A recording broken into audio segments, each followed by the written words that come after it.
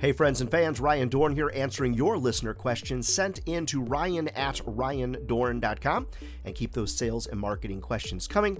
Always happy to answer those for you. All right, Robin from Florida's got a great question. Hey Ryan, I've got a competitor that tends to lie all the time. We've all been down that road. What do I do about a liar? So, Robin, a couple things for you. One is I don't get into the gutter and sling mud. If it's going to be a situation where you got to fight fire with fire, sometimes you have to do that. But I just think mudslinging is not good for anybody. Now, sometimes you will need to create what I like to call a comparison sheet. So a comparison sheet will have basically two columns. One column is what you do, one column is what they do. Maybe what you do is represented in green check marks, what they're not doing is represented in red. Just keep in mind when you're making statements about competition, just remember they could potentially use that against you if what you're saying is not exactly accurate.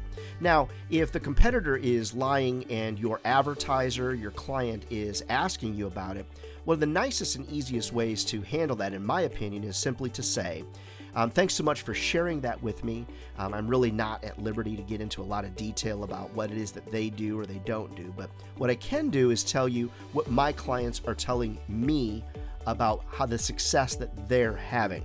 So in the real world, it's called deflection. So it's really like not answering, but giving some type of answer.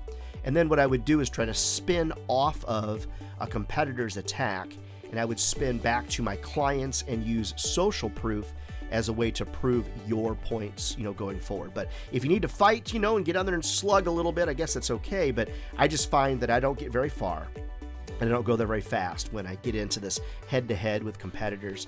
Now, keep in mind, Robin, if they're trying to make an apples-to-apples comparison, and it's more like an apples-to-steak comparison, make sure that you're showing your differentiating factors. And you can do that in a polite and positive way. All right, Robin, good luck down in Florida. All right, keep your questions coming, ryan@ryandohrn.com. And if you need me to come and speak at your national sales meeting, always happy to do that. Reach out to me over at ryandohrn.com.